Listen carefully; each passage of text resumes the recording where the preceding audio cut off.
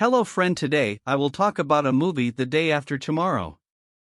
When the Larsen ice shelf abruptly separates away, American paleoclimatologist Jack Hall and his colleagues Frank and Jason were drilling for ice core samples for the NOAA. Jack presents his study at a UN summit in New Delhi that suggests climate change might trigger an ice age, but US Vice President Raymond Becker downplays his worries. Because of Jack's beliefs about an impending climate change, Professor Terry Rapson, an oceanographer at the Headland Centre in Scotland, befriends him. Rapson comes to the conclusion that Jack's hypotheses are true after numerous buoys in the Atlantic Ocean display a sharp drop in ocean temperature. Based on Jack's study, Rapson's and Jack's teams create a forecast model with NASA meteorologist Janet Tokata. Becker once more rejects Jack's efforts to persuade him to think about evacuations in the northern states. The Northern Hemisphere experiences the development of a huge tropical depression. Above Canada, Scotland, and Siberia, this breaks into three enormous hurricane-like superstorms that flash freeze anything caught in their eyes with temperatures below 150 degrees Fahrenheit, 101 degrees Celsius. These superstorms draw frozen air from the upper troposphere into their centers.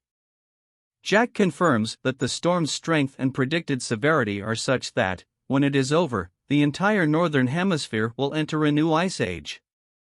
The weather gets worse all over the world. 3 helicopters sent to rescue the British royal family from Balmoral Castle in Scotland crash in Scotland after their crews and fuel lines freeze when they fly into their superstorm's eye. Tokyo is also hit by a huge hailstorm, and Los Angeles is devastated by a tornado outbreak. Sam, the son of Jack, competes in an intellectual decathlon in New York City with his friends Brian Parks and Laura Chapman, where they make the acquaintance of J.D. Sam's gang is forced to take cover at the New York Public Library as the North American superstorm generates a powerful tsunami-like storm surge that soon floods Manhattan, but not before Laura accidentally wounds her leg. Sam is able to get in touch with Jack and his mother Lucy, a doctor, through a working payphone even if mobile lines are down. Sam is told by Jack to stay inside and stay warm because the storm would only get worse and that he will be rescued. The European storm claims the lives of Rapson and his squad. Lucy continues to care for youngsters who are bedridden in a hospital, where she and her patients are ultimately saved by the authorities. Jack suggests that President Blake order an evacuation of the southern states into Mexico while advising the northern states to seek refuge and stay warm because they are destined to be slammed by the superstorm. Until Blake consents to cancel all debt owed by Central and Latin America to the United States, the Mexicans close the border. Despite all obstacles, Jack, Jason, and Frank travel to New York. Frank sacrifices himself by cutting his rope in Pennsylvania after falling through the roof of a snow-covered mall to stop his companions from slipping in after him. When the floodwater outside freezes, the majority of survivors in the library and those from adjacent buildings opt to go south against Sam's warnings. Sam's advice to stay put and burn books to stay warm when the temps plummet is ultimately ignored by the majority of survivors. Becker learns that neither Blake nor anyone else in his motorcade survived the superstorm and arrived in Mexico. After Laura's wound causes blood poisoning, Sam, Brian, and J.D. search a Russian cargo ship that had earlier drifted into the city for penicillin.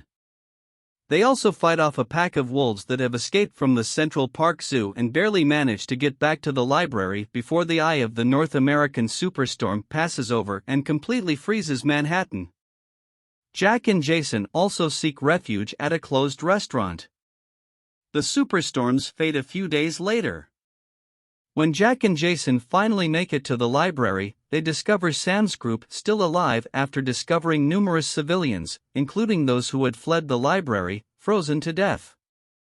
The U.S. forces in Mexico then get a radio message from Jack.